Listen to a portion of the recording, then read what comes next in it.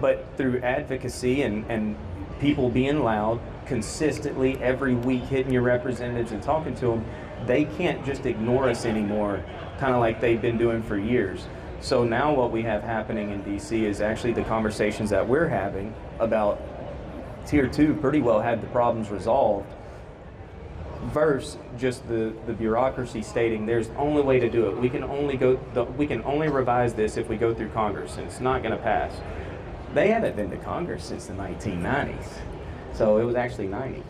So whenever these tiers were passed, but they didn't go through Congress to get passed, that means that the EPA had the power to put them in place. Same, likewise, if they had the power to put them in place, then they have the power to take them back out. And that's the very inconvenient conversation in DC right now, is that they actually have the power to do it.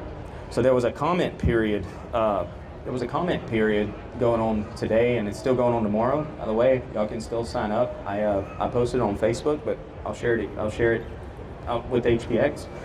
But I signed my office. I had 16 employees today got on and stated why this is harmful for our industry.